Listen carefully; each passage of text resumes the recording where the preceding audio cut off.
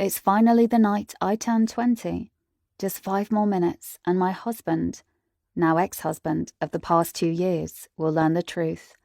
It's too late to change the past. It's too late to go back and fix all the wrongs I have had to endure in this forced marriage of the past 2 years. He claimed he was searching for his mate, searching for the one he was fated to, while unknowingly married to her. Neglection, verbal and mental abuse are just a few of the things I've been forced to endure. But that all ends tonight.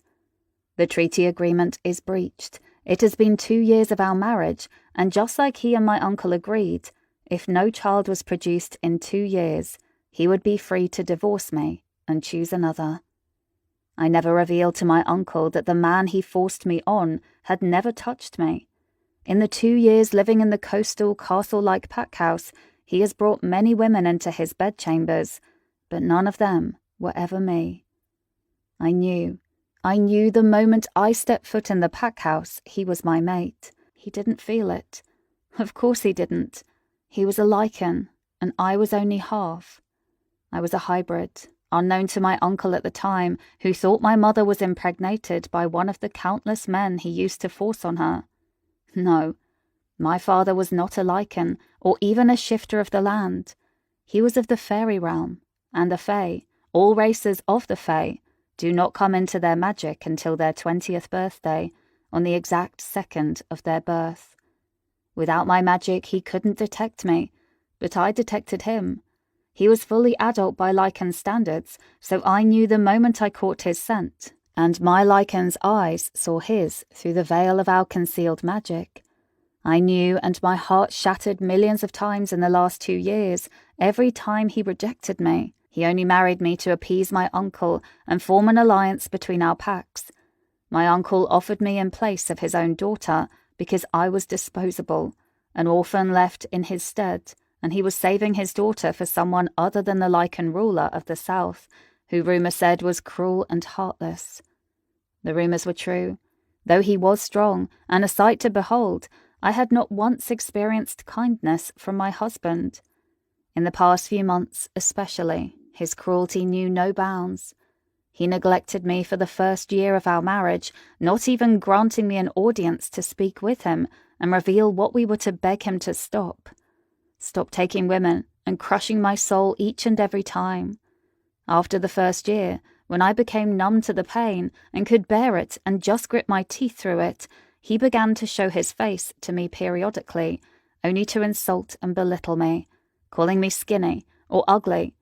He would insult the straw colour of my hair or the way my skin stayed fair, even though I spent endless hours outside in the sun, walking alongside the beach as I dreamed of my freedom.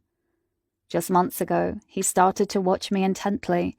If I spoke to anyone, he would storm my room later in the evening when I was all alone, berating me, calling me names and insulting me. It was no secret that my mother's sole purpose for my uncle was to reward his loyal men and help when negotiating treaties and agreements for the pack.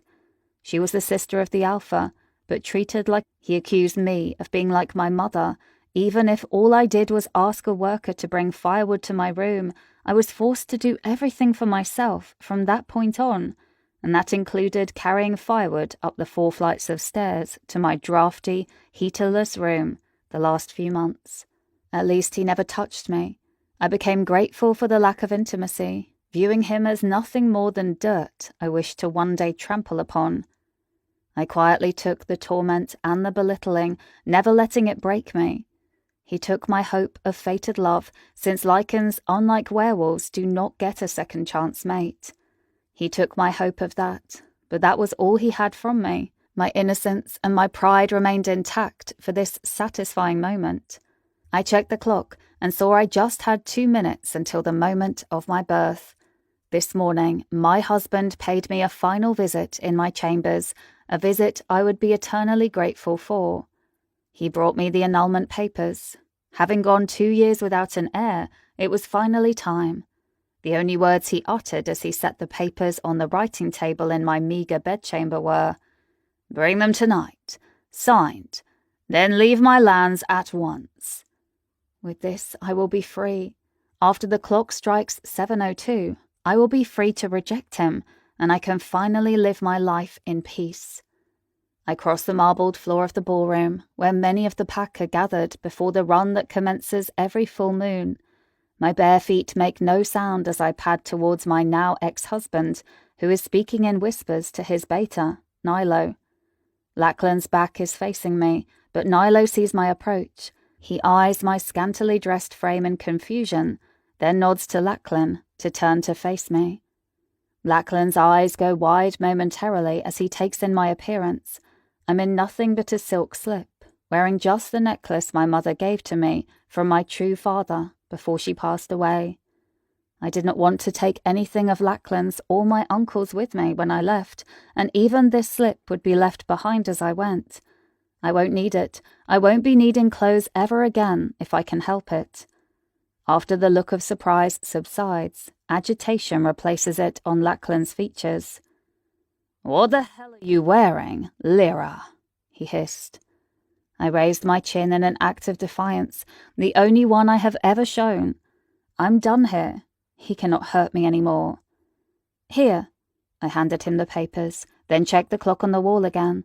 I can feel a surge beneath my skin, as if my blood is rushing backwards and my heart is pulsing in a melodic rhythm. "It is signed. We are no longer married, though I can't say the last 2 years were really a marriage at all." 20 more seconds. I can feel the magic buzzing inside me, awakening for the first time. Lachlan's eyes ran down my body, then back up to my face, a confused look upon his face. "You don't look ready to leave. I thought I made myself clear, Ella Lyra. You are to—" "One last thing, before I go," I smirked, looking back up at the clock, ignoring the growl that escaped him at my interruption. "It's time."